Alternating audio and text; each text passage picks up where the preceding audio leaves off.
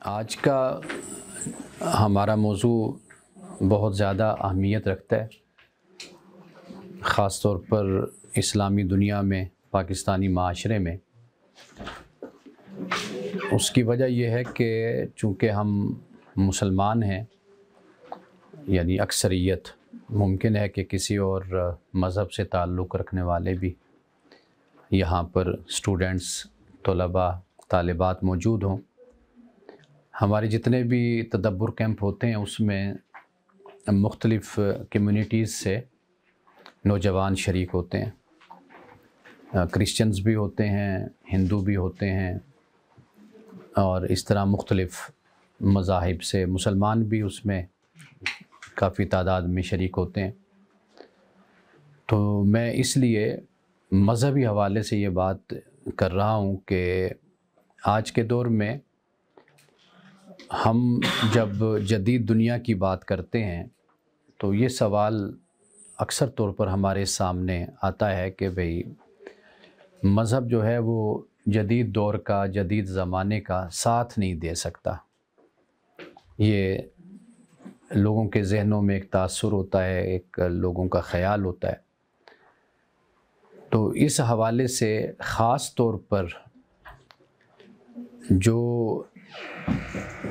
عورت ذات ہے، یعنی عورت کی شخصیت ہے، وہ بہت زیادہ ڈسکس ہوتی ہے، اس پہ بہت زیادہ گفتگو ہوتی ہے، اور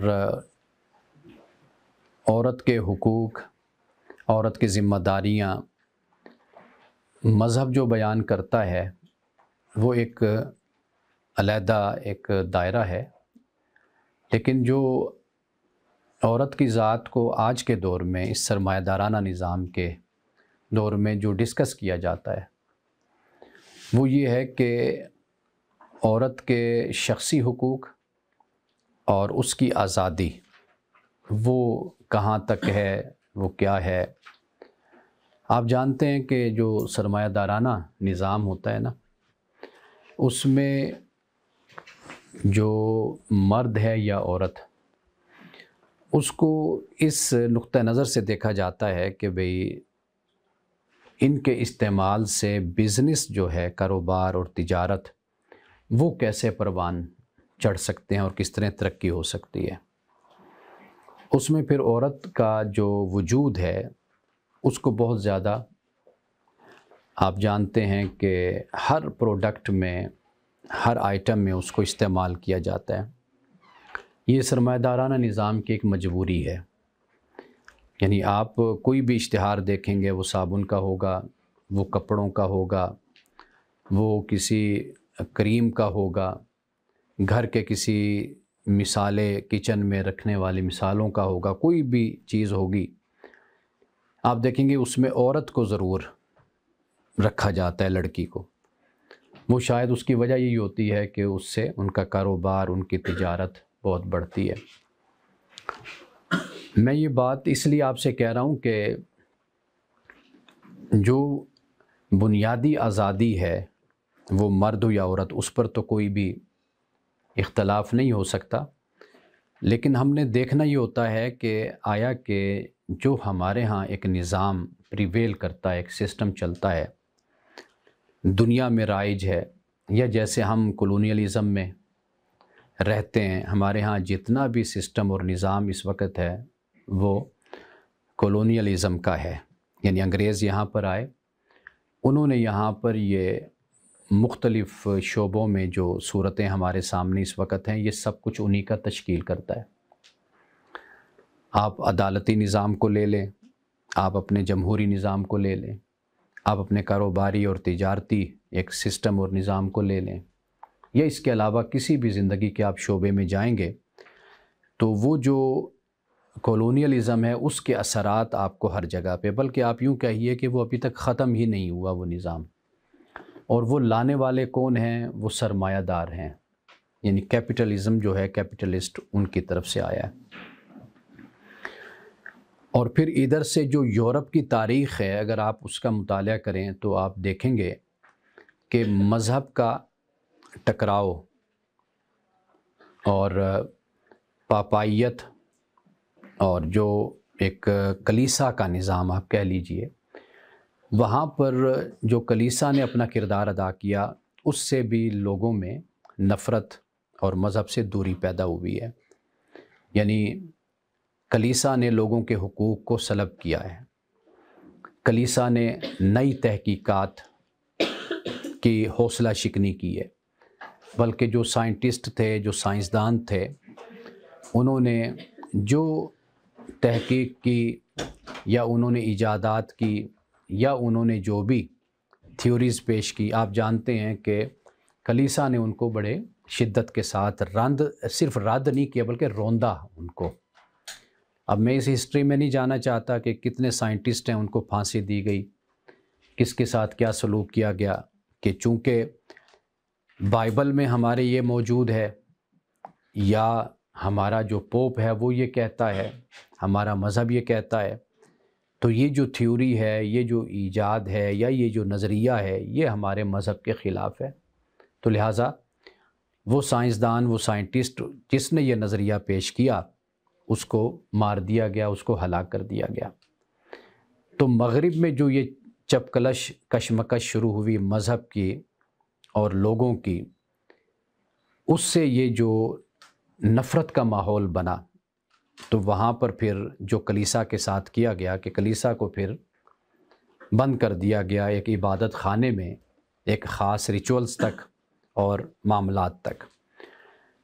دنیاوی زندگی کے معاملات ہیں، وہ سیاست سے متعلق ہیں، وہ معیشت سے متعلق ہیں، وہ معاشرت سے متعلق ہیں، وہ تعلیم سے متعلق ہیں، وہ سائنس سے متعلق ہیں، ان کے متعلق کہا گیا کہ مذہب اس میں مداخلت نہیں کر سکتا اور مذہب کا اس سے کوئی تعلق بھی نہیں ہے۔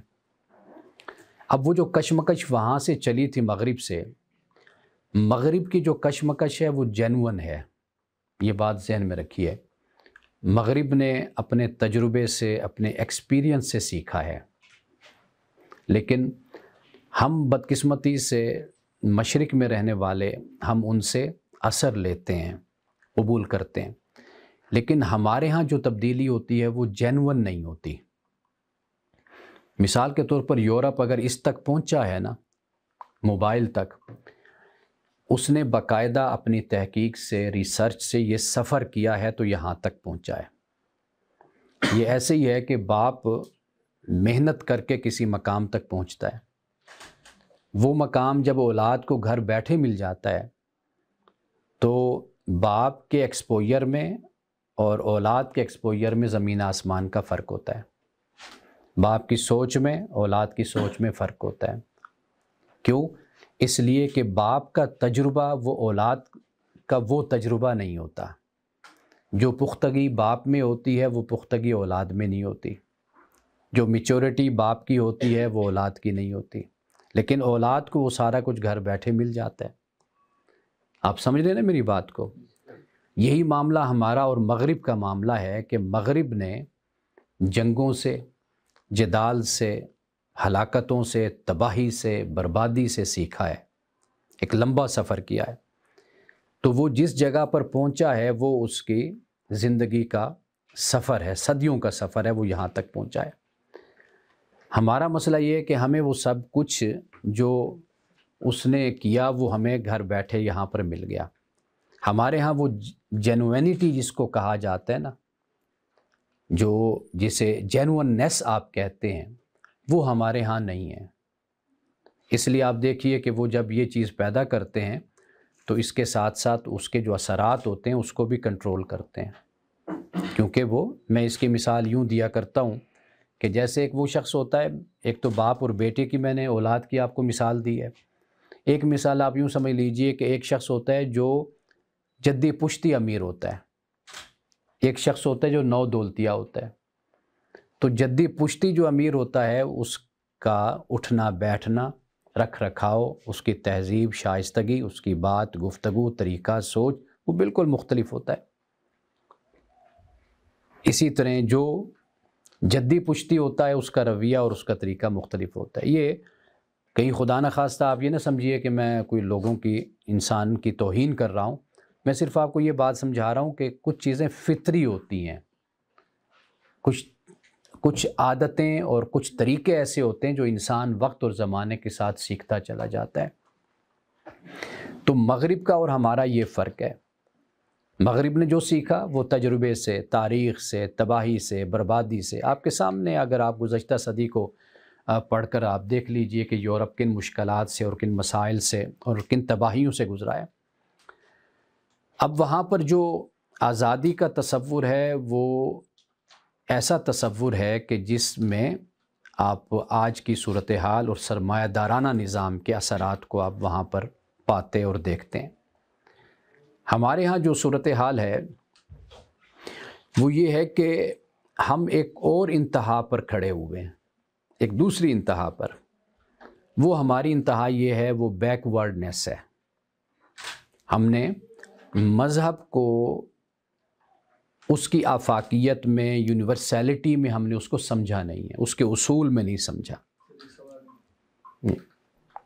جو ابھی آپ نے بات کی، آپ نے کہا جو مطلب ہمیں ایشیا کی بات اگر آپ کر لیں، وہ ریجنز جو کالونیز بنی برٹش کی، تو وہ کالونیز جب بنی 1857 کی اگر ہم بات کریں، جنگ آزادی کی اگر ہم بات کریں، انڈیا پاکستان میں مل کے جو جنگ لڑی تھی، تو تب کے بعد سے جو یہ ایجوکیشن سسٹم ہے، آپ نے کہا جو ہمارے پاس جو اسٹرکچر ہے یہ ایک جنون اسٹرکچر نہیں اور یہ جنون چینج نہیں لا سکتا. تو اگر ہم بات کریں 1857 کی رسالہ اسباب بغاوت ہند کی جب ہم بات کریں، یا ادھر سے اگر آگے ہم چلے جائیں محمد ایجوکیشن سسٹم کی اگر ہم بات کریں، تحریک علی گڑھ کی اگر ہم بات کریں 1920 تک، یا سر سید احمد خان کی وفات تک 1998 تک، تو ایجوکیشنل سسٹم جو اس ٹائم پہ تھا، کیونکہ ہم کہہ رہے ہیں نا کہ علم جو ہے وہ مسلمانوں کی میراث ہے. اگر ہم پیچھے تاریخ میں چلے جائیں 5-6 ہزار سال، زمین، البیرونی اور باقی جتنے بھی ابن سینا، تو یہ سارے کے سارے تھے. لیکن سر سید احمد خان نے جو تھا 1857 کو یا 1863 کو جو پہلا ایک مدرسہ بنا غازی پور میں، تو وہ جو ایجوکیشن سسٹم تھا وہ تو ہمیں سر سید احمد خان نے دیا. انہوں نے کہا کہ اگر آپ نے مغرب سے کمپیٹ کرنا ہے تو آپ نے اسی طرح کرنا ہے جس طرح مغرب پڑھتا ہے. صحیح ہے. تو اگر تو کیا ہم اس طرح کہہ سکتے ہیں کہ سر سید احمد خان وہ بندے ہیں جنہوں نے ہمیں جو ہماری میراث تھی اس سے دور کر دیا اور مغرب کی جو اسٹرکچرڈ یا لو سٹینڈرڈ ایجوکیشن تھا اس میں مصروف کر دیا. اچھا، بڑا دلچسپ آپ کا سوال ہے. پہلی بات تو یہ ہے کہ علم مسلمانوں کی میراث نہیں ہے، علم انسانیت کی میراث ہے. یہ تحقیق، یہ ریسرچ، یہ سب کچھ. ایک تو یہ بات ذہن میں رکھیے. اب آپ یہ دیکھیے نا کہ مسلمانوں نے جو کام کیا اسی کام کو پھر یورپ نے آگے بڑھایا. البیرونی کی آپ نے بات کی، یا دیگر ابن رشد ہیں، یا آپ کسی بھی شعبے میں جائیں گے تو آپ کو اپنے جو مسلم اسکالرز ہیں، سائنٹسٹ ہیں یا فلاسفرز ہیں، ان کے اثرات آپ کو نظر. ایک تو یہ یعنی بات ذہن میں ہونی چاہیے کہ بھئی یہ اللہ تعالیٰ کسی قوم کو بھی علم عطا کر دیتا ہے جو بھی اس راستے پر چلتی ہے. دوسری بات یہ ہے کہ ہمیں اس بات کو سمجھنا چاہیے. میں سر سید احمد خان کی کوئی مخالفت بھی نہیں کرتا اور میں حمایت بھی نہیں کرتا، لیکن میں یہ سمجھتا ہوں کہ سر سید کا جو فیصلہ تھا وہ اپنی جگہ پر بہت صحیح فیصلہ تھا اور بر وقت فیصلہ تھا، کہ اس نے اسی طرف متوجہ کیا تھا کہ جس طرح غیر مسلم اقوام نے مسلمانوں سے جو علم ہے لیا اور اس کے بعد پھر اس علم پر مزید کام کر کے تحقیقات کی اور اس کو آگے بڑھایا.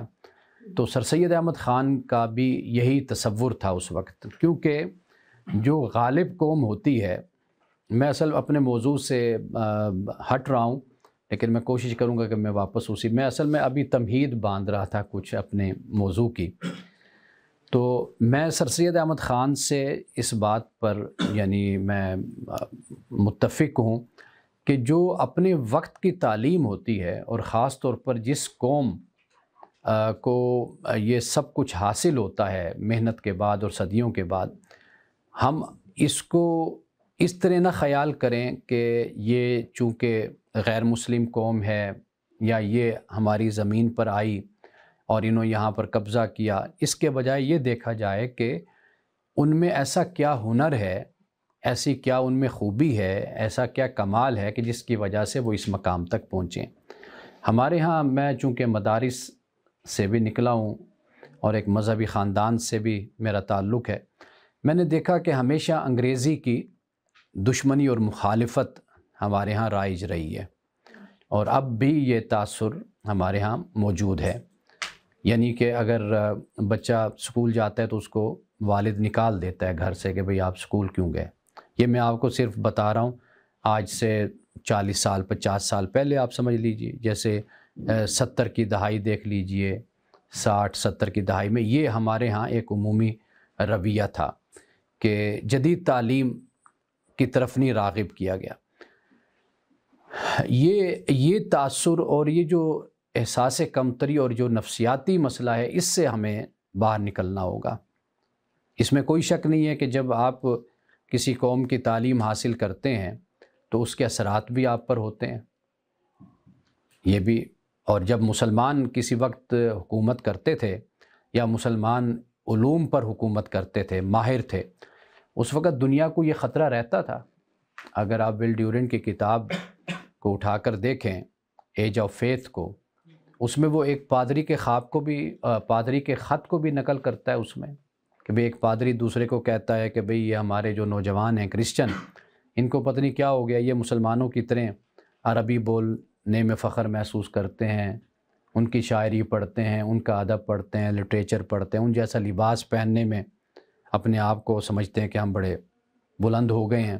اب یہ خط ہے، تو یہ چیز تو ہوتی ہے، اس میں کوئی شک نہیں ہے، لیکن جو اہل علم ہوتے ہیں نا، اہل دانش، جیسے سر سید احمد خان تھے یا اور ہمارے، اگر وہ قوم کو یہ راستہ دکھاتے نا اور ان کی صحیح تربیت کرتے، لیکن ان کو جدت سے اور جدید علوم سے دور نہ کرتے۔ ہمارے ہاں سب سے بڑی یہ ٹریجڈی ہوئی، ہم نے یہ سمجھا کہ اگر ہم اسلام کو اور دین کو اگر ہم محفوظ کرنا چاہتے ہیں تو پھر ہمیں انگریز کی مخالفت کرنی ہوگی، اس کے علوم کی مخالفت کرنی ہوگی، اس کی زبان کی مخالفت کرنی ہوگی۔ اس کا ہمیں نقصان یہ ہوا کہ ہم پیچھے رہ گئے دنیا کی ترقی سے۔ تو اصل جو چیز ہونی چاہیے تھی وہ یہ ہونی چاہیے تھی کہ آپ انگریز کے علوم بھی سیکھیں، جدید علوم بھی سیکھیں، لیکن آپ اپنی روایت کو، اپنے مذہب اور دین پر آپ ہمیشہ قائم رہیں۔ آپ کو میں ایک چھوٹی سی مثال یہاں پر جو سمجھانا چاہوں گا، وہ بڑی ایک اہم بات میں اب آپ کو بتانے لگا ہوں۔ آپ یہ دیکھیے کہ آج بھی ہمارے ہاں جب آپ کسی مذہبی شخص سے کہ جس نے خاص مذہبی بیک گراؤنڈ سے تعلیم حاصل کی ہے، تعلیم پائی ہے، اگر آپ ان سے بات کریں گے نا جدید مسائل پر اور عورت کی شخصیت پر، حقوق پر، عورت کی آزادی پر، آپ دیکھیں گے کہ ان کا جو اجتہاد ہوگا، ان کا جو فتویٰ ہوگا، ان کی جو رائے ہوگی، وہ آج سے 1200 سال پہلے والی ہوگی۔ تو انگریز کی مخالفت بھی اسی طرز پر کی گئی کہ چونکہ ائمہ کے، فقہا کے، ان کے علماء کے فتاویٰ یہ ہیں، تو لہٰذا انہوں نے اس بنیاد پر کہ یہ جو جدت آ رہی ہے، یہ جو تعلیم آ رہی ہے، یہ جو زبان آ رہی ہے، اس کے علاوہ اس کے آنے کے ساتھ جو خواتین میں، مردوں میں جو ایک آزادی کا ماحول بن رہا ہے کہ بھئی ہم نے جدید اداروں سے تعلیم پانی ہے، حاصل کرنی ہے، انہوں نے اس کی مخالفت اسی بنیاد پر کی کہ اس کی کوئی گنجائش نہیں ہے۔ حالانکہ اگر آپ دین کا خالصتاً مطالعہ کریں گے، دین آپ کو ان باتوں سے منع نہیں کرتا، دین آپ کو چند باتوں کا حکم دیتا ہے، ٹھیک ہے نا جی؟ یعنی مثال کے طور پر لباس کا معاملہ ہے، اسلام یہ نہیں کہتا کہ بھئی آپ کون سا لباس پہنیں، اسلام کا کوئی کوڈ نہیں ہے، ڈریس کوڈ کوئی نہیں ہے۔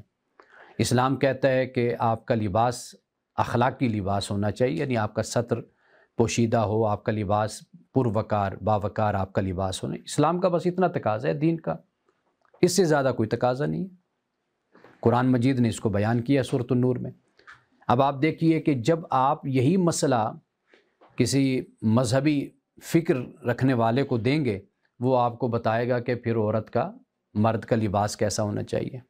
یعنی مثال کے طور پر آپ مسجد میں چلے جاتے ہیں، آپ نے ہاف سلیو پہنا ہوا ہے لڑکے نے، یا پینٹ پہنی ہوئی ہے، تو اکثر طور پر اب بھی دیکھنے میں یہ آتا ہے کہ وہ آپ کو دیکھیں گے کہ بھئی آپ یہ کس طرح آپ پڑھ رہے ہیں کہ آپ ہاف سلیو پہنا ہوا ہے۔ تو مطلب یہ ہے کہ ہاف سلیو ہو یا ٹوپی نہ بھی پہنی ہوئی، نماز تو ہو جاتی ہے۔ لیکن جب آپ ان چیزوں کو اپنی فقہ کی روشنی میں دیکھتے ہیں، فرقوں کی روشنی میں، وہاں پر پھر مسائل پیدا ہونا شروع ہو جاتے ہیں۔ بر صغیر میں در حقیقت مسئلہ یہی سب سے بڑا کھڑا ہوا کہ جب انگریز آیا تو انگریز اپنا لباس لے کر آیا، اپنی زبان لے کر آیا، اپنا علم لے کر آیا۔ اب جب علماء کے پاس یہ سب کچھ گیا تو علماء نے اس پر سوال کھڑا کر دیا کہ یہ لباس بھی غیر اسلامی، یہ زبان بھی غیر اسلامی، یہ علوم بھی غیر اسلامی۔ جب یہ رویہ اختیار کیا گیا تو وہاں سے مسلمان چونکہ مذہبی ہوتے ہیں، مسلمان کی زیادہ سوچ مذہبی، بے شک وہ مذہب پر عمل کرے نہ کرے لیکن مذہب ہی ہوتا ہے وہ، تو لہٰذا وہ انگریز کے علوم اور انگریز کی زبان سے اس بنیاد پر نفرت قائم کر دی گئی اور فرق پیدا کر دیا گیا، جس کی سزا آپ کہہ لیجیے آج تک ہم بھگت رہے ہیں۔ میں ہرگز یہ نہیں کہہ رہا کہ انگریزوں کی کوئی غلامی اختیار کر لی جائے، میں یہ کہہ رہا ہوں جس طرح انگریزوں نے ہمارے عربی زبان کو غیر مسلموں نے سیکھا تھا، ہمارے علوم انہوں نے پڑھے تھے۔ آپ مستشرقین کو جانتے ہیں، اورینٹلسٹ کو جانتے ہیں نا آپ لوگ، جنہوں نے اسلامی علوم پر کام کیا ہے، ہیں غیر مسلم وہ، اب انہوں نے ایسا کام کر کے آپ کو دے دیا ہے اور وہ عربی کے اتنے ماہر ہیں کہ وہ ہم کو عربی پڑھاتے ہیں۔ تو یہ اصل کام تھا کہ جو ہم مسلمانوں کو کرنا چاہیے تھا کہ ہم اپنے علوم سے، اپنی طاقت سے، اپنی صلاحیت سے ہم دوسروں پر غالب آ جاتے، لیکن ہم نے شکست کا راستہ، ریٹریٹ کا راستہ ہم نے اختیار کیا۔ تو جو سر سید کہتے تھے تو وہ جزوی طور پر وہ بات صحیح تھی، لیکن اس کو مزید آگے بڑھانے کے لیے پھر جو ہمارا علمی ورثہ تھا اس سے مدد لی جا سکتی تھی اور کام کو آگے بڑھایا جا سکتا۔ تو میں تھوڑا سا، اگر آپ مجھے اجازت دیں بیٹا، میں خواتین کے حوالے سے یہ میں عرض کروں گا کہ جب ہم خواتین کے کردار کو متعین کرتے ہیں، ان کے شخصی مقام کو متعین کرتے ہیں، تو ہمارے ہاں اکثر طور پر اس کو متعین کرنے کا طریقہ یہ ہوتا ہے کہ جو ہمارے ہاں لٹریچر موجود ہے نا 1000 سال پہلے، 1200 سال پہلے، کہ جب لوگ زراعت کی زندگی گزارتے تھے، دیہات کی زندگی گزارتے تھے، آپ جانتے ہیں کہ اس زندگی کے بعد پھر انڈسٹریل لائف شروع ہوئی، انڈسٹری، پھر اس کے بعد سائنس، ٹیکنالوجی۔ اب آپ ایک نئے دور میں داخل ہو رہے ہیں، وہ اے آئی کا دور ہے، زمانہ ہے، اب آپ اس میں داخل ہو رہے ہیں۔ اب جس طرح آج اے آئی کے مسائل پیدا ہو رہے ہیں، اگر ان میں ہم کشادگی کا مظاہرہ نہیں کریں گے، ہم کہیں گے یہ حرام، یہ حرام، یہ حرام، جبکہ ہمیں کوئی حرام کہنے کا حق نہیں پہنچتا نا۔ یہی کچھ معاملہ اس دور میں بھی ہوا تھا جب انگریز آئے تھے، انگریز کی گاڑی ٹرین بنائی، ان کا جی یہ ٹرین پہ سفر کرنا حرام ہے، ٹھیک ہے نا جی، یہ مائک ہے، اسپیکر ہے جی، اس کو استعمال کرنا حرام ہے، اس میں آواز جو جاتی ہے وہ یہ آلہ مکبر صوت ہے، یہ آپ کی آواز کو بدل دیتا ہے، نماز نہیں ہوتی اس میں۔ ہمارے علماء کئی سال اس پہ جھگڑتے رہے، لڑتے رہے آپس میں۔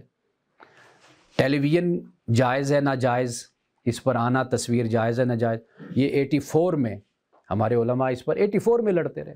میں اس وقت 14-15 سال کا تھا، تو طارق جمیل صاحب، مولانا طارق جمیل صاحب کا فتویٰ تھا کہ ٹی وی حرام ہے۔ الیاس قادری صاحب جو تبلیغی اپنا دعوت اسلامی والے، ان کے نزدیک وہ حرام تھا ٹی وی، پھر وہ جائز بھی ہو گیا۔ اب اپنے اپنے یوٹیوب چینلز بھی ہیں ماشاءاللہ، ٹھیک ہے نا۔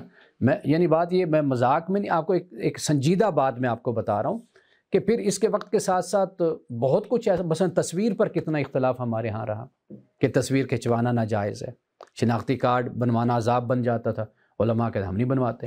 حج پر جانا ہے، جو کہتے ہیں پاسپورٹ پہ تصویر لگے گا، ہم نہیں جاتے حج پہ۔ اچھا، کئی علماء اس وجہ سے نہیں گئے حج پہ کہ بھی یہ تصویر ناجائز ہے، حرام ہے۔ آپ دیکھیے کہ سب کھنچواتے ہیں، کوئی مسئلہ نہیں رہا۔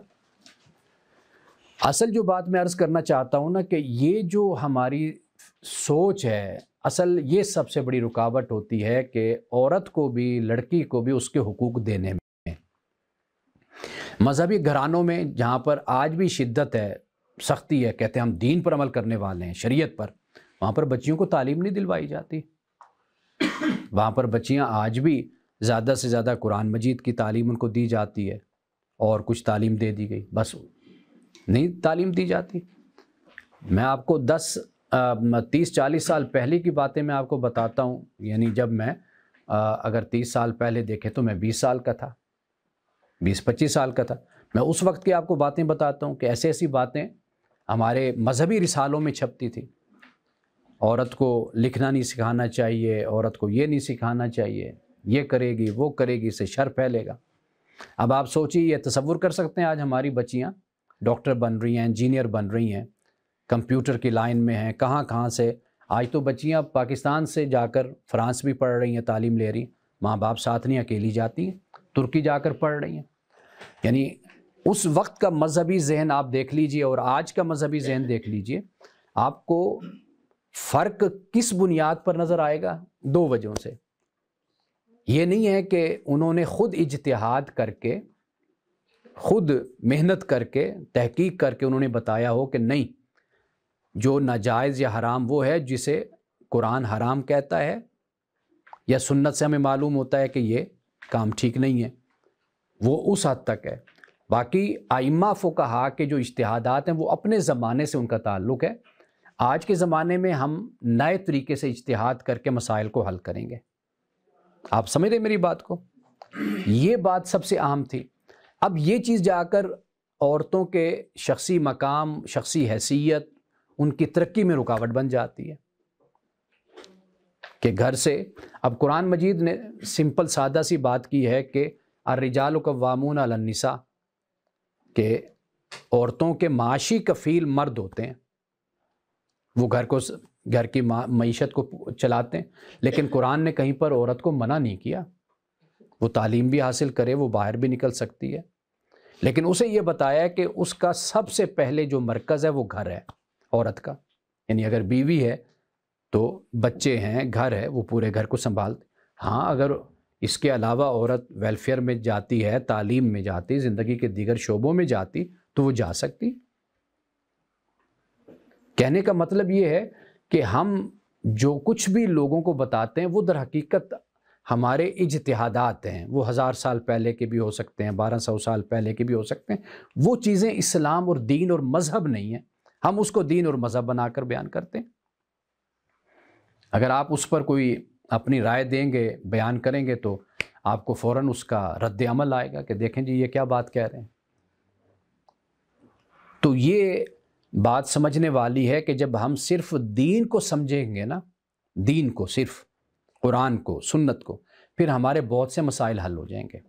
مثلا تصویر کا معاملہ ہے، آپ سیدھی بات کہیں گے کہ تصویر رسول اللہ صلی اللہ علیہ وسلم نے جب اس کو منع فرمایا تھا، پہلے تو یہ تصویر وہ نہیں ہے، وہ بت تھے، تشبیہ تھی، شبیہ تھی۔ منع کیوں فرمایا تھا؟ اس لیے کہ اس وقت شرک ہوتا تھا۔ 360 بت تو کعبے میں رکھے ہوئے تھے ان لوگوں نے، اور وہ نئے نئے مسلمان ہوئے، ان میں ابھی شرک موجود تھا، تو آپ نے منع فرمایا کیونکہ شرک سے تعلق ہو جاتا تھا۔ اب شرک کا کوئی نام و نشان ہی نہیں مسلمانوں میں۔ اب ایک سائنسی ایجاد ہے، اس کو آپ اپنی ضرورت کے تحت، یعنی کیا انگریز نے کیمرہ اس لیے بنایا تھا کہ یہ میں اس لیے بنا رہا ہوں تاکہ 10 15 20 50 100 کوئی خدا بنا لیے جائیں اور ان کو ہم پوجیں؟ انہوں نے تو کیمرہ اس لیے بنایا، انسانی ضرورت ہے۔ اب چائنا نے ایک نئی چیز آپ کو نکال کر دے دی ہے کہ آپ اس مشین میں کھڑے ہوتے ہیں، وہ چاروں طرف ایسے گھومتی ہے، اس کے بعد آپ کا ایک مجسمہ بن کر ایک نکل آتا ہے باہر۔ آپ 3 4 گھر کے افراد ہیں، 5 افراد ہیں، فیملی کے ساتھ کھڑے ہو جائیں، وہ مشین ایسے گھومے گی، ایک مجسمہ ٹائپ آپ کا نکال کر باہر رکھ دے گی۔ اب معاملہ یہ ہے کہ آپ اسلام کی یونیورسیلٹی کو دیکھیں، اسلام آفاقی مذہب ہے، وہ دنیا کی مختلف قوموں میں گیا ہے، مختلف زبانیں رکھنے والے تھے، مختلف ثقافتیں رکھنے والے تھے، مختلف تہذیبیں رکھنے والے تھے، مختلف ان کا تعامل تھا، معاملات تھے ان کے، لیکن دیکھیے اسلام ان میں پھلا پھولا ہے۔ اگر اسلام اس طرح لوگوں میں جاتا کہ بھئی یہ حرام، یہ ناجائز، یہ نہیں کرنا، وہ نہیں کرنا، لوگ تو کہتے بھئی یہ تو حکمت کے خلاف ہے مذہب۔ رسول اللہ صلی اللہ علیہ وسلم نے خود اس بات کو بیان فرمایا کہ جب آپ سے پوچھا گیا یا رسول اللہ، آپ نے یہ جو شراب ہے یا ایسی کوئی بات کہ یہ پہلے کیوں نہیں حرام کی گئی؟ فرمایا کہ اس وقت لوگ ابھی تیار نہیں تھے ذہنی طور پر، اینڈ پہ جا کر پھر شراب کو حرام کیا گیا۔ ایسے بہت سے احکام آپ کو ملیں گے۔ تو گویا جو میں عرض کرنا چاہتا ہوں وہ یہ ہے کہ جب بھی کوئی ایسا مسئلہ آپ کے سامنے آئے نا جہاں پر جدید ضرورت ہو، اور پھر وہاں پر مذہب کو اس کے مقابل کھڑا کر دیا جائے۔ ایک تو بدقسمتی ہماری یہ ہے کہ ہم نے اسلام کو، مذہب کو اپنی ثقافت کے مقابل کھڑا کر دیا ہے، مخالف کھڑا کر دیا۔ اس کا نتیجہ یہ ہوتا ہے پھر جو آپ معاشرے میں دیکھتے ہیں کہ بالکل بد ذوقی سی پائی جاتی ہے، جمالیاتی حس نہیں ہے، ایستھیٹک سینس نہیں ہے لوگوں میں۔ اس کا نقصان یہ ہوا ہے کہ ہمارے نوجوانوں میں بالکل ادبی ذوق ختم ہو گیا ہے، شاعری کا ذوق ختم ہو گیا، مذہب جو ایک اعلیٰ انسان تخلیق کرتا ہے وہ ختم ہو گیا۔ جو جتنا بڑا مذہبی خود کو کہتا ہے وہ اتنا زیادہ بد اخلاق ہے، اتنا زیادہ بد زبان ہے۔ وہ سیاست کا اپنا ایک رنگ ہوتا ہے، ایک مزہ ہوتا ہے سیاست، وہ ختم ہو گیا۔ گالم گلوچ، بدتمیزی، فتوے ایک دوسرے کو، غدار، اور یہ چیزیں رہ گئیں۔ کیوں؟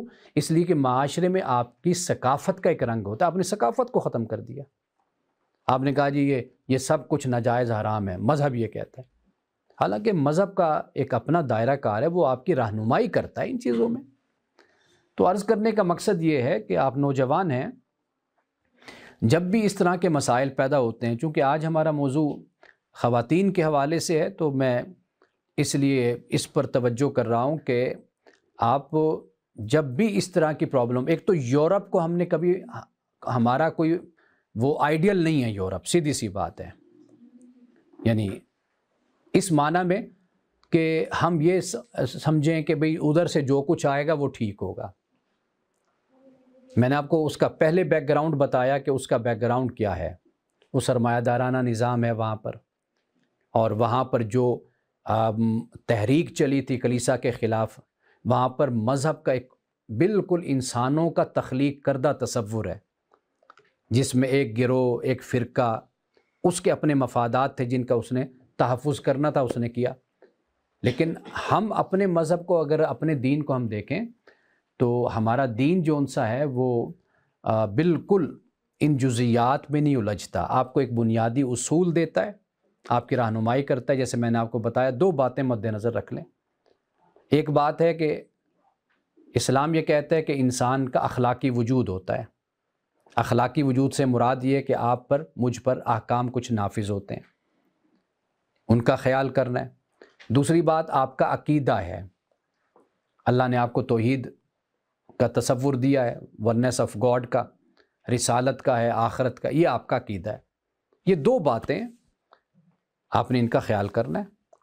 باقی جو معاملات ہیں وہ آپ اپنے سماجی اور معاشرتی سطح پر آپ ان کو طے کر کے آگے بڑھتے چلے جاتے ہیں۔ اگر ہم اس طرح نہیں چلیں گے پھر یہی مسائل پیدا ہوں گے جو میں نے آپ سے کہے کہ لوگ پھر یہ سمجھنے لگ جاتے ہیں کہ بھئی مذہب جو انسا ہے وہ وقت کا ساتھ نہیں دیتا، زمانے کا، جدید دور میں مذہب پیچھے رہ گیا اور جو ہمارے مسائل ہیں وہ آگے بڑھ گئے۔ واضح بات ہے، جب آپ کہیں گے کیمرہ حرام ہے، ٹی وی حرام ہے، جب آپ کہیں گے تصویر حرام ہے، ٹرین حرام ہے، اسپیکر حرام ہے، ہر چیز حرام، تو جب آپ یہ رویہ اختیار کریں گے جدید تحقیقات اور ایجادات کے مقابلے میں، تو خود بخود لوگوں کے ذہنوں میں یہ تاثر پیدا ہوتا ہے کہ مذہب انسان کے مسائل کو حل بھی نہیں کرتا اور اس کے وقت کے جو تقاضے ہیں ان کو پورا بھی نہیں کرتا۔ جی بیٹا، آپ کوئی سوال کرنا چاہ رہے تھے؟ سر میرا کویشچن یہ ہے کہ آپ نے پہلے بات کی تھی کہ اگر ہم یہ دیکھتے ہیں کہ ایک مولوی بندہ یا ایک جس کا جو فیملی بیک گراؤنڈ ہے بہت اسلامک ہے، باپ دادا اس کے جو ہے نا وہ اسلام کے اسکالرز ہیں، اگر ہم اس سے کوئی بات کرتے ہیں تو وہ ہمیں بات بتائیں گے ایسی جو 1200 سال پہلے کی ہوگی، یہ آپ نے پہلے بات کی تھی جی۔ تو اس طرح یہ ایک سوال آتا ہے کہ اسلام ہمیں ماڈرن نہیں کرتا، مطلب ہے کہ اسلامی بندہ اگر 1200 سال پہلے کی ہمیں بات بتا رہا ہے جی، تو اس کا مطلب ہے اسلام کا جو ماڈرنزم کے ساتھ تعلق ہی نہیں ہے۔ نہیں، میں وہی عرض کر رہا ہوں نا کہ قوموں میں جو مختلف امراض پیدا ہوتی ہیں نا، ان میں سے ایک مرض جو ہوتی ہے، بیماری، وہ ہوتی ہے اندھی تقلید۔ وہ یہ ہوتی ہے جسے آپ کہہ لیں شخصیت پرستی، عقیدت پسندی، یہ چیز۔ اور یہ قدرتی طور پر بات ہوتی ہے کہ انسان کو اپنے گزرے ہوئے بزرگوں سے ایک عقیدت، ایک محبت ہوتی ہے، وہ مجھے بھی، آپ کو بھی، سب کو ہے، لیکن اس میں ایک فرق رکھنا ہوتا ہے۔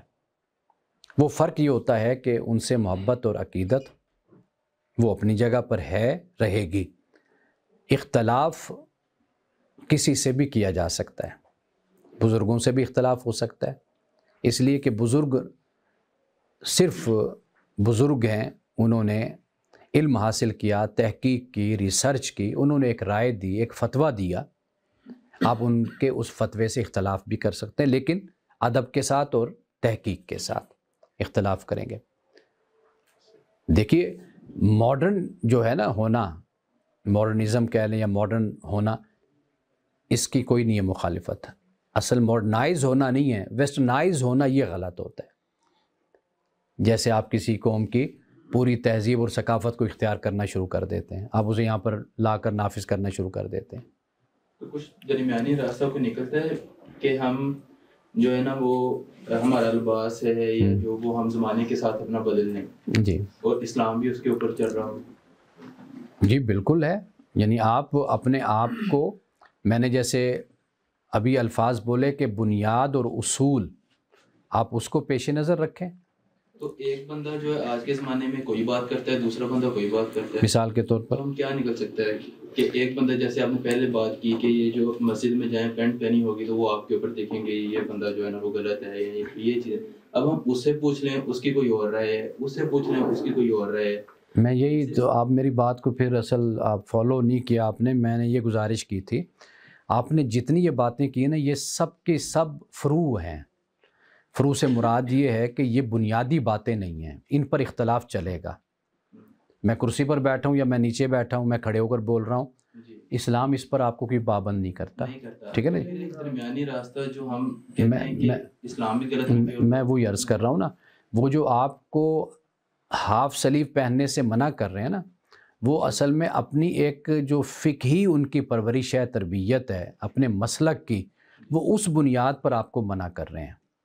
میں یہی عرض کر رہا ہوں کہ اگر ہم اسلام کو دیکھیں گے نا، اسلام آپ پر کوئی نہیں یہ پابندی لگاتا کہ آپ نماز میں شلوار قمیض پہن کر آ جائیں، آپ دھوتی پہن کر آ جائیں، آپ اپنا سفاری سوٹ پہن کر آ جائیں، آپ پینٹ شرٹ پہن کر آ جائیں، اس پر کوئی پابندی نہیں۔ اسلام کے نزدیک صرف اتنا ہے کہ سطر وہ پوشیدہ ہونا چاہیے، بس اتنی سی بات ہے۔ باقی جو، جی میں وہی عرض کر رہا ہوں نا کہ وہ پھر ان کی اپنی فقہی تعبیر ہے، وہ اس پر بات کرتے ہیں۔ اگر آپ یہ کہیں گے نا کسی نوجوان سے، میں دنیا میں گیا ہوں وہاں پر میں نے دیکھا ہے کہ نوجوان ہاف سلیو میں بھی نماز پڑھ رہے ہیں، پینٹ بھی پہنی ہوئی ہے۔ ہمارے ہاں یا عام طور پر کئی اور جگہوں پر یہ جو فقہی ایک روایت ہے، یعنی فقہی فتویٰ ہے، در حقیقت اس کو ہم اسلام بنا کر اپنے سامنے پیش کرتے ہیں، اس کا تعلق اسلام کے ساتھ نہیں ہے۔ میں یہ عرض کرنا چاہتا ہوں یہ دونوں جدا جدا چیزیں ہیں۔ مثلا میں ٹیلی ویژن پہ پروگرام کرتا ہوں، اب وہاں پر ہمارے پاس بڑے لوگوں کے سوالات آتے ہیں، میں ہمیشہ وہاں پر ایک بات کہا کرتا ہوں کہ آپ اس چیز کے پابند ہیں جو قرآن نے آپ کو کہی ہے، حکماً جو کہا آپ کو، یا سنت سے ثابت ہے۔ باقی اس کے علاوہ آپ اپنی سوچ اور فکر سے بھی چل سکتے ہیں۔ آپ زیادہ سے زیادہ یہ کر سکتے ہیں، آپ دو چار علماء سے جو علم رکھنے والے ان سے آپ پوچھ لیجئے، ان کی رائے معلوم کر لیجئے، یہ آپ کے پاس راستہ ہے۔ جو نقطہ آپ کو سمجھانا چاہتا ہوں وہ یہ ہے کہ اسلام کی جب ہم بات کریں گے ہمیں دیکھنا ہوگا کہ قرآن سنت کیا کہتے ہیں۔ ہاں اگر آپ یہ دیکھنا چاہتے ہیں کہ اسکول آف تھاٹس کیا کہتے ہیں، اس کے لیے پھر آپ دیکھیں گے کہ امام صاحب رحمۃ اللہ علیہ کیا کہتے ہیں، امام حنیفہ، امام شافعی کہتے ہیں، امام مالک کیا کہتے ہیں، امام جعفر صادق کہتے ہیں، وہ پھر دوسری رائے ہو جاتی ہے۔ یہ میں نقطہ جو بات ہے یہ آپ کو میں سمجھانا چاہتا ہوں کہ وہ فقہی آراء، فقہی مسالک، فقہی فتاوی اور ان کا نقطہ نظر ہے جو وہ بیان کرتے ہیں، اس کا اسلام سے کوئی تعلق نہیں ہے۔ اور اگر آپ زمانے میں جائیں گے نا پیچھے تو صرف 4 امام نہیں ہیں، وہاں پر سینکڑوں امام ہیں جن کی اپنی اپنی رائے تھی، لیکن وہ کسی نے قرآن کے قرآن ہونے پر اختلاف نہیں کیا، نہ پیغمبر ہونے پر اختلاف کیا، نہ آخرت پر اختلاف کیا۔ ان کے اختلاف کیا تھے؟ وہ اختلاف اپنے زمانے کے تمدن سے جو پیدا ہوتے چلے گئے، زندگی کی تبدیلی سے، ان مسائل پر انہوں نے جو فتوے دیے، ہم انہی فتووں کو لے کر پھر آگے چلتے ہیں۔ تو اس بارے میں یہ دو جو علیحدہ ہیں، فرق ہے ان کو، یہ ہم بنیادی طور پر اس کو سمجھیں۔ جی انہی کے کویسچن سے ریفلیکشن ہے میری، میں نے کویسچن لکھا ہوا ہے جی کہ سر دانش و حکمت کی ہر بات یہاں کے لوگوں بالخصوص ریلیجیس پرسنالٹیز جنہیں ہم علماء یا مولوی حضرات کہتے ہیں انہیں بیٹا آپ کا اگر فوکس نہیں ہے تو تھوڑا سا باہر چکر لگا کر آپ تینوں آ جائیں. آپ سے میں کہہ رہا ہوں اگر فوکس ہے تو پھر سنیے میری بات، نہیں ہے تو کوئی بات نہیں، آپ تھوڑا سا ٹہل کر آئیں تاکہ آپ فریش ہو جائیں. جی سر، دانش و حکمت کی ہر بات یہاں کے لوگوں بالخصوص علماء اور مولوی حضرات کو دیر سے کیوں سمجھ آتی ہے یا سمجھ آئی ہے؟ جب ہم ہسٹری میں دیکھتے ہیں تو کبھی کوا حلال ہے یا حرام ہے. جی جب ہم موجودہ دور میں 2024 میں دیکھتے ہیں وی پی این حلال ہے یا حرام ہے. تو سر ہم جب ریلیجن کی بات کرتے ہیں تو اس میں تو ایک اسپیسیفک لمٹ تک ان لوگوں کو فالو کیا جا سکتا ہے جی اسلام کو سمجھنے کے لیے. لیکن سر یہ جو ہمارے جیسے انہوں نے لباس کا حوالہ دے کے آپ سے کویسچن کیا، جی اس طرح کے مسائل میں جو آج کی یوتھ ہے یا لوگ ہیں وہ اگر سمجھنا چاہتے ہیں تو آپ اپنی کیا رائے دیں گے کہ وہ اسلام کا یا شریعت کا کس حوالے سے مطالعہ کریں کہ وہ ماڈرن ٹرینڈ سے بھی چیزیں ریلیٹ کر رہی ہوں اور ان کے جو کانسیپٹس ہیں وہ بھی کلیئر ہو جائیں؟ انگلینڈ میں ایک برٹش سینٹر، اسلامک سینٹر میں ایک برٹش آیا، اس نے کہا کہ میں مسلمان ہونا چاہتا ہوں، لیکن جو وہاں کے امام تھے انہوں نے اس نوجوان کو اپنے سے خود بتانا شروع کر دیا اسلام کے بارے میں، دین کے بارے میں. تو انہوں نے کہا کہ آپ مجھے کچھ نہ بتائیں. وہ نوجوان اس نے کہا کہ آپ مجھے جو آپ کی کتاب ہے نا آپ کے مذہب کی، آپ مجھے بس وہ دے دیں، اگر عربی اور انگلش اور ساتھ ہے تو وہ بس مجھے آپ دے دیں، مجھے اور کچھ آپ نہ بتائیے، میں خود ہی پڑھ لوں گا تو پھر میں آؤں گا. اب وہ نوجوان کتاب لے گیا اور اس نے کتاب پڑھتا رہا، پھر اس نے بعد میں اسلام کو قبول کیا. ٹیکسٹ اس نے پڑھا، پہلے دیکھا سمجھا، پھر اس کے بعد اصل یہ چیز ہے کہ آپ ہمیں چونکہ بنیادی طور پر اپنی کتاب سے، یہ صرف پاکستان کا المیہ ہے، میں عرض کروں آپ نوجوان ہیں، یہ پاکستان کا، میں یورپ میں رہا ہوں، میں وہاں پر 18 سال 20 سال 25 سال کے نوجوانوں کی جیب میں قرآن میں دیکھتا تھا. وہ جہاں بیٹھے کھول کر بیٹھ جاتے تھے، پڑھنے لگ جاتے تھے. ٹرین میں بیٹھے ہیں، مسجد میں بیٹھے، نماز کے ٹائم وہاں پر نماز کا بھی شوق ہے نوجوانوں میں، اور قرآن کو بھی وہ اپنے پاس رکھتے ہیں، پڑھتے رہیں. یہ ہمارے ہاں یہ بد ذوقی جو ہے نا پاکستان کی قوم میں زیادہ ہے، اور اس لیے ہم الجھے ہوئے بھی زیادہ ہیں. جب ایک بندہ ڈائریکٹ اپنے اندر یہ قابلیت پیدا نہیں کرتا نا، پھر وہ بھٹکتا رہتا ہے. اب یہ جتنے بھی آپ کے سوالات ہیں، مجھے ان سوالات کو ایڈریس کرنے میں اس لیے آسانی ہے کہ مجھے پتہ ہے کہ یہ اسلام ہے، یہ آپ کی فقہ ہے، یہ خدا کا دین ہے، یہ انسانوں کا مذہب ہے یا انسانوں کا مسلک ہے. اب مجھے واضح طور پر کلیئرٹی ہے نا. اب جو باتیں آپ کہہ رہے ہیں یہ در حقیقت ہمارے ہاں جو علماء کی تیاری ہے وہ اس منہج پر نہیں کی گئی کہ ہم ایسے جدید سکالرز اور علماء تیار کریں کہ جو لوگوں کو اس طریقے سے جواب دیں کہ جو ان کے زمانے اور دور کے تقاضوں کے مطابق ہوں. اب آپ کسی عالم سے پوچھیں گے، اب مجھے جو اس وقت جو مشکل کا سامنا ہے ٹیلی ویژن پر، وہ یہ ہے کہ میں جو بیان کرتا ہوں وہ آج کے دور کے حساب سے ہوتے ہیں. مجھے یہ کہا جاتا ہے کہ آپ پرانا فتویٰ اٹھا کر وہ کیوں نہیں بیان کرتے. میں کہتا ہوں کہ آج کی نسل کو وہ بات سمجھ نہیں آتی.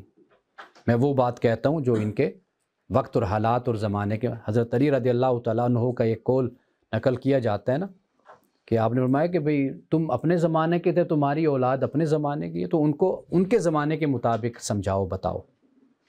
تو اصل چیز یہ ہے کہ جو ہمارے علماء، مثال کے طور پر دیکھیے، مجھے ہمیشہ افسوس ہوتا ہے ہمارے جامعات میں جو پڑھایا جاتا ہے، اب وہ 300 سال پرانا ایک نصاب ہے. اس کی فقہ کو آپ دیکھ لیں، اس کے اصول الفقہ کو دیکھ لیں، سارا کچھ ہے. ایون کہ حدیث بھی پڑھائی جاتی ہے. آج کے دور میں اس کی ایپلیکیشن کر کے بتایا جائے نا، کچھ بھی نہیں ہے، وہی کچھ چل رہا ہے.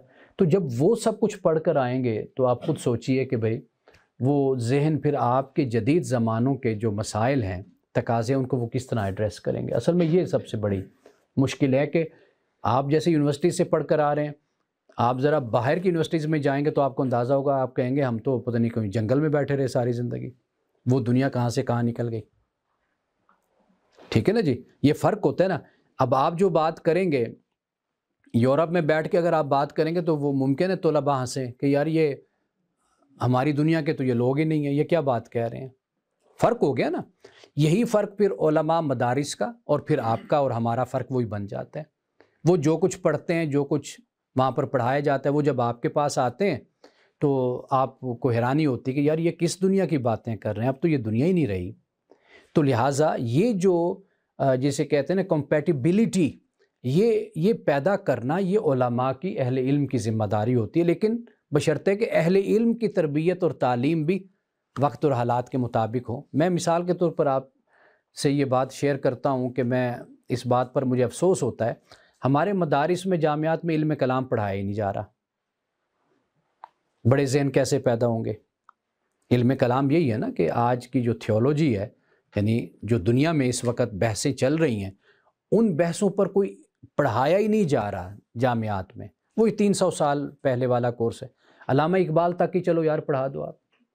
وہ جو 7 لیکچرز ہیں اقبال کے, reconstruction of religious thought in Islam, وہی پڑھا دو. کچھ بھی نہیں پڑھایا جا رہا, بلکہ فلسفہ ہی ختم کر دیا, منطق ہی نکال دی ہے. تو یہ اصل میں وہ آؤٹ ڈیٹڈ صورتحال ہے جس کا اس وقت ہم لوگوں کو سامنا ہے, اور جس سے آپ دیکھیے کہ مذہب پر کتنے بڑے بڑے اعتراضات پھر اٹھتے ہیں, اور جو بیان کرنے والے ہیں لوگ ان پر ہنستے ہیں. وہ پتہ نہیں کیا باتیں بیان کر رہے ہوتے ہیں. میرے ذہن میں کچھ سوالات ہیں خاص کر اسلام کے. بیٹا اصل میں نا ٹائم اب صرف 5 منٹ ہیں جی, مجھے ٹائم کم دیا گیا. یہ میں بات کروں گا آپ کی ٹیم سے. جی سر وہ کچھ سوالات ہیں جس کی وجہ سے میں ایک ایک کر کے آپ اگر کر لیں تو اچھا ہے. سر وہ سوالات کچھ پریکٹیکل ڈسکشن سوالات ہیں سر, اس پہ ڈیبیٹ کرنا پڑے گا اگر, جس کی وجہ سے میں ابھی اسلام سے تھوڑا دور چلا جاتا ہوں, کیونکہ میرے اندر جو کنسیپٹ ہے اسلام سے, جی نہیں ضرور بالکل اسلام کا نظریہ بالکل آئی تھنک صحیح نہیں ہوگا.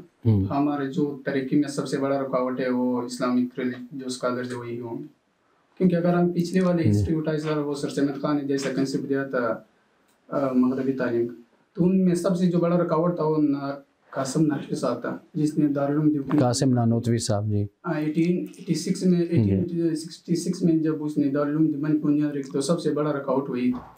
پھر اسی طرح 88 میں جو ایک نوادۃ الاسلام کا ایک ادارہ تھا اس کی بنیاد رکھی, تو وہ بھی مغربی تعلیم میں سب سے بڑا جو رکاوٹ تھا. ہمارے جو ترقی کرتے ہیں نا تو اس میں رکاوٹ. بیٹا جی یہی باتیں تو میں ابھی کر چکا ہوں, میں ذرا مہذب طریقے سے کی ہیں, میں یہی باتیں تو میں کر چکا ہوں.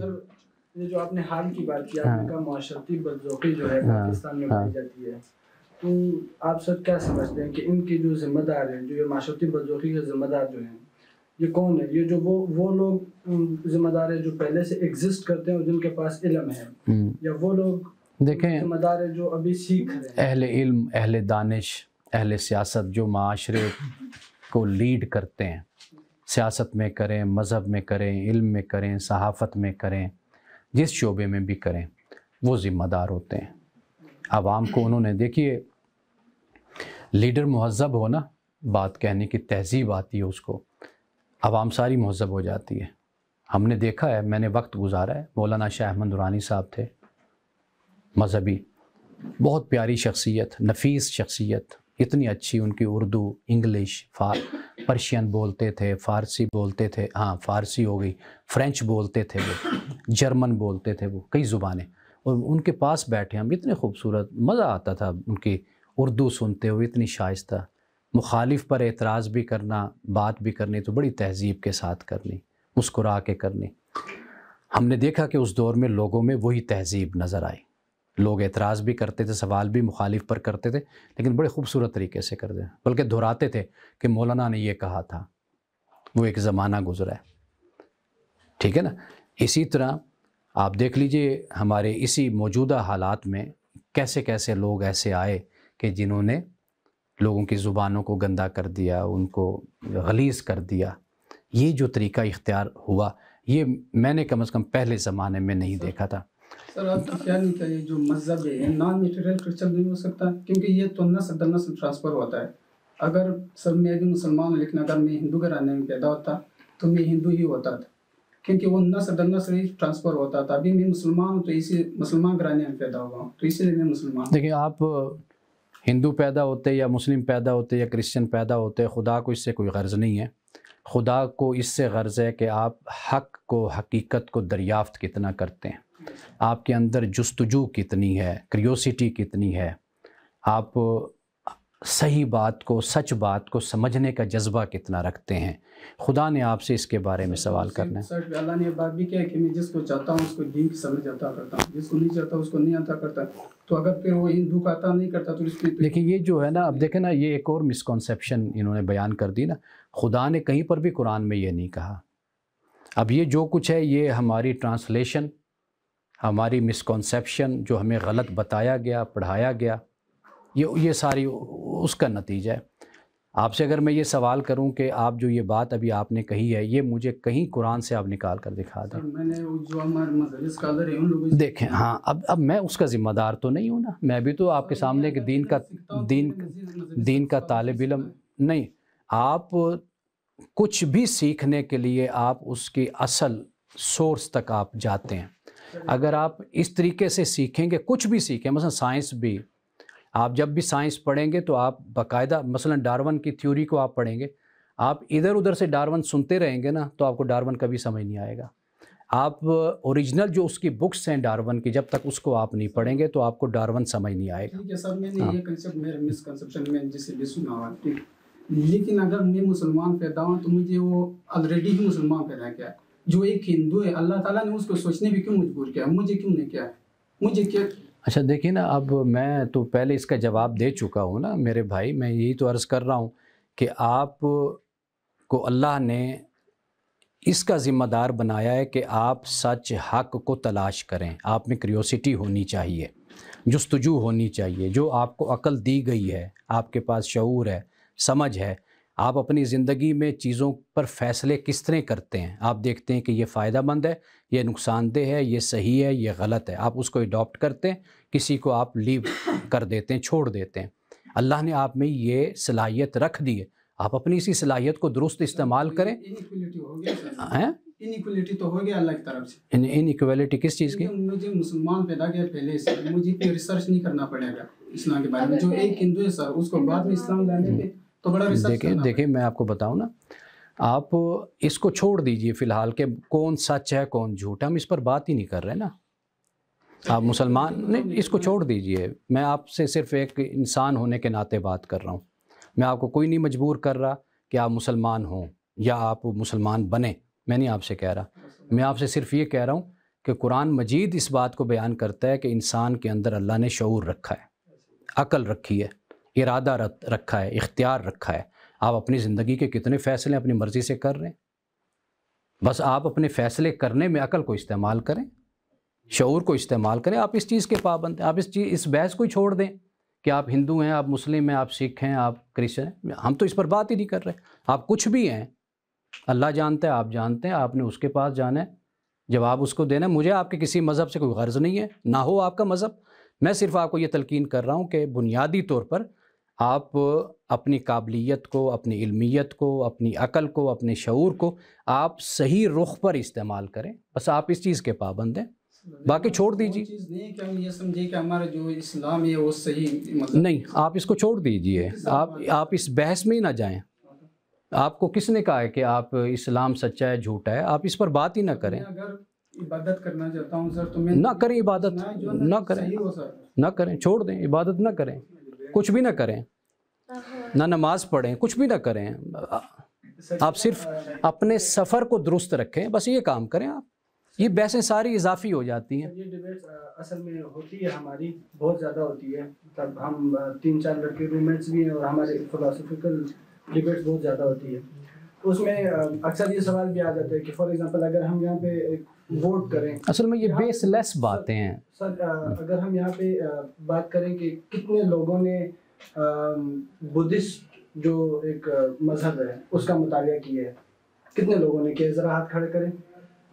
کسی نے بھی نہیں کیا. ایز اے مسلم نہیں، آپ مجھے ایک بات بتائیں کہ اگر میں ان سب سے یہ پوچھوں کہ آپ نے قرآن کو کتنی دفعہ پڑھا اور سمجھ کر پڑھا اور عربی زبان کو پڑھا، ٹھیک ہے نا؟ اگر ہم ہندو مت کو نہیں پڑھیں گے، ہندو ہمارے قرآن کو کیوں پڑھیں سر؟ نہیں، میں جو بات کہہ رہا ہوں نا، آپ لوگوں کا تعلق مذہبی گھرانے سے ہی ہے نا، مسلم گھرانے سے. اگر میں آپ سے پوچھوں کہ آپ نے قرآن کو کتنی گہرائی کے ساتھ پڑھا، جو مذہب اسلامی ثقافت ہے سر، نہیں ٹرانسفر ہوتا ہے. نہیں، میں یہ کہہ رہا ہوں کہ آپ جس مذہب میں پیدا ہوئے ہیں، آپ چھوڑ دیجیے بدھزم کو، ہندوازم کو، آپ مجھے یہ بتائیے جس مذہب میں پیدا ہوئے اس کو آپ نے کتنا پڑھا؟ ان کے اسی بات سے مجھے پتہ چل رہا ہے کہ مذہب کو نہیں پڑھا. ہاں جی سر، میں یہ کہہ رہا تھا اگر ایک مسلمان، الحمدللہ مسلمان ہے سارے، ڈبیٹ یہ ہر کسی کے ساتھ ہو جاتی ہے. ابھی جو ہم اتنے زیادہ تعلیم یافتہ لوگ بیٹھے ہیں، ساتھیوں سیمسٹر میں گریجویٹ اسٹوڈنٹس بیٹھے ہوئے ہیں، ٹھیک ہے، اور آپ بھی بیٹھے ہیں، آپ چونکہ اسلامک اسکالر ہیں، کسی نے دوسرے مذہب کا مطالعہ نہیں کیا. اگر ہم یہ چاہ رہے ہیں کہ کوئی دوسرا بندہ جو کہ بدھ ہے یا یہودی ہے وہ مسلمان ہو، تو اگر ہم دوسرے مذاہب کے بارے میں نہیں پڑھنا چاہتے یا یہودی کے بارے میں نہیں جاننا چاہتے، تو یہودی کو کیا ضرورت ہے اسلام کے بارے میں جاننے کی؟ نمبر 1 یہ کوشچن ہے. نمبر 2، ہم ان لوگوں کو کیا فورس کر رہے ہیں اس چیز کے بارے میں، یا ہم اپنے لوگوں کو یہ فورس کر رہے ہیں کہ آپ لوگ لازمی یہ کریں، ان لوگوں کو کرنے کی ضرورت نہیں ہے، جس طرح آپ نے ابھی ان کے بات کی؟ اصل میں آپ کے نا سوالات اپنے ماحول سے اٹھے ہوئے سوالات ہیں، ان کی کوئی بنیاد نہیں ہے. یا تو آپ کسی بنیاد پر بات کریں نا، یعنی مثال کے طور پر کہ ہم نہیں چاہتے کہ کوئی قرآن پڑھے، ہمیں کوئی زبردستی کسی پر نہیں ہے، نہ قرآن کسی کو پابند کرتا ہے. بدھ مت ہے، کوئی فلاں مذہب ہے، فلاں مذہب ہے، ہم اس کی بات، اس کے پڑھنے نہ پڑھنے کی بات تب کریں جب ہم نے خود اسلام کو، جس میں پیدا ہوئے ہیں خاندان میں، ہم نے اس کو کتنا پڑھا، ہم نے اس کو کتنا سمجھا. آپ کے سارے اعتراضات مولوی سے سنے ہوئے سوالات ہیں آپ کے. آپ خود اگر اپنے اندر یہ کریوسٹی پیدا کریں، جستجو پیدا کریں، آپ پڑھیں، خود کو سمجھیں. آپ بائی برتھ اگر مسلمان ہیں تو سارے سوالات آپ نے اس پر کھڑے کیے ہوئے ہیں. آپ مطالعہ کریں نا، پھر آپ سے ہم بات کریں. اب آپ فلاں مولوی یہ کہتا ہے فلاں، میں تو اس کا جواب اس مولوی کا نہیں ہوں نا، میں تو آپ کو اس کا جواب دوں گا جو میں نے پڑھا، میں نے سمجھا. میں یہ سمجھتا ہوں کہ عقل اور شعور رکھنے والا ایک انسان، وہ خدا کو اس مسلمان سے زیادہ پسند ہے جو بالکل عقل کا اندھا ہے، جو اپنے عقل کو استعمال نہیں کرتا. اب میرا یہ کہنا ہے.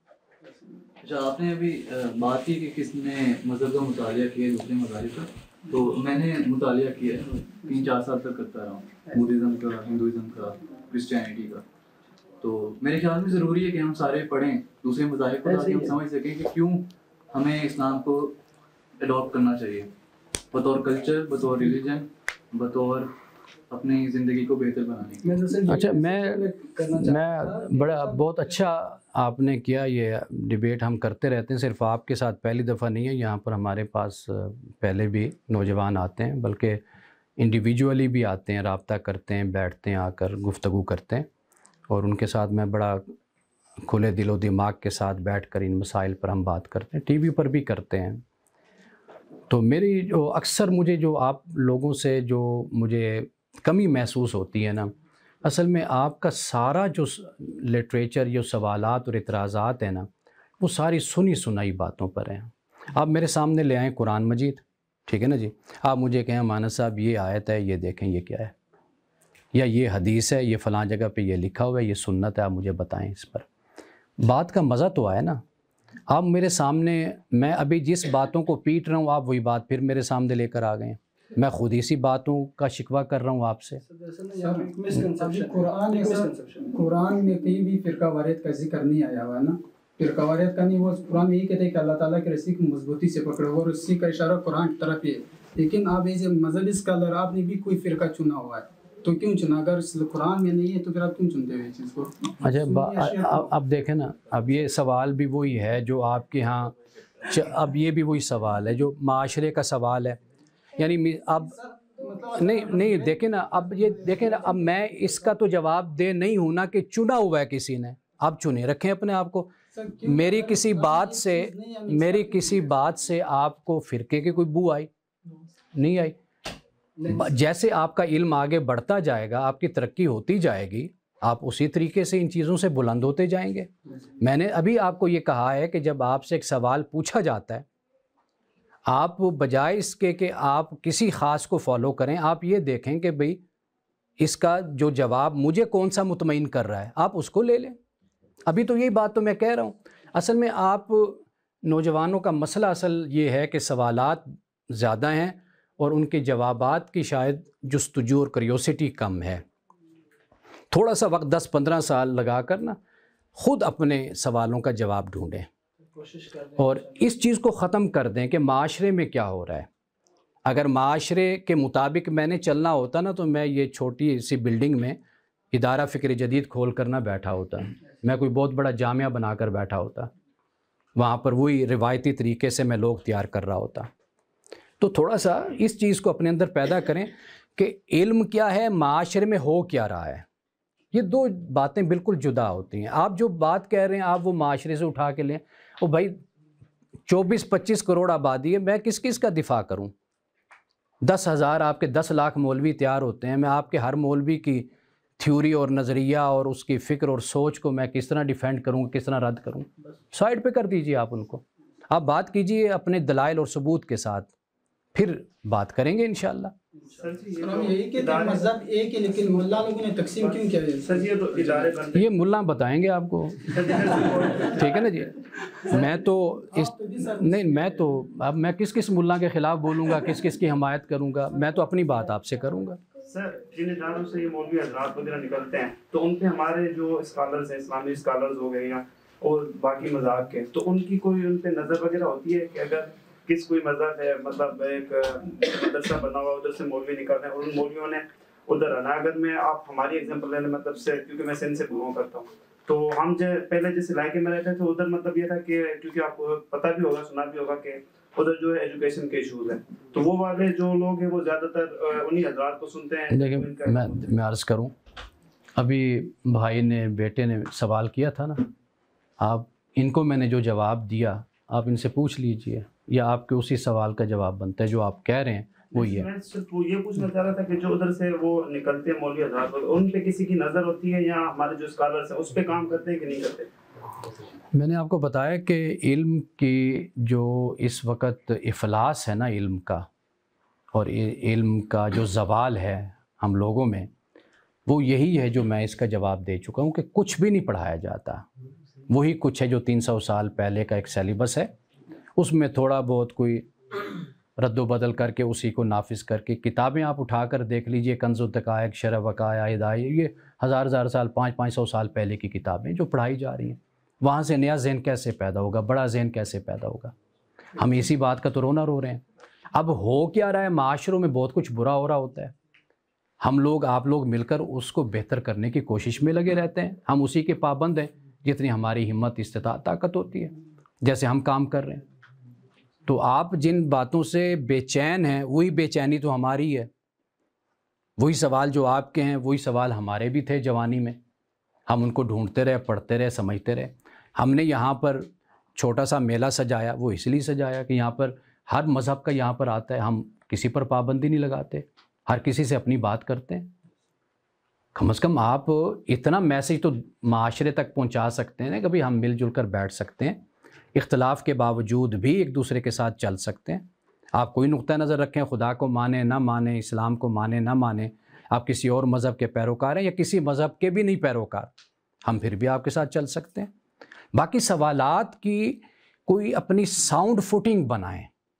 میں معذرت سے آپ لوگوں سے کہوں گا، آپ فلسفہ پہ اٹھائیں سوالات، لیکن پلیز پڑھ کر آئیے. جس پر بھی آپ سوال اٹھا رہے ہیں نا اس کو پڑھ کر آپ ایک دفعہ آئیں مزیدار طریقے سے، پھر آپ سے بیٹھ کر ہم بات کریں گے. اگر آپ یہ بات اڑتی بات، وہ ایک آوارہ مطالعہ ہوتا ہے نا لوگوں کا، تو وہ آوارہ مطالعہ لے کر آپ میرے پاس آ جائیں تو میں تو معذرت خواہ ہوں، میں ان سوالوں کو کیسے ایڈریس، مجھے مولوی صاحب یوں کرتے ہیں، ہم یوں ہیں، فلاں یہ ہے. بھائی وہ ہیں تو وہ ہیں، ہمیں بھی آپ کے ساتھ ان سے اختلاف ہے. اب کسی کو کیا ہم کہہ سکتے ہیں؟ آپ کی اپنی بولی ہے، کسی کی اپنی بولی ہے.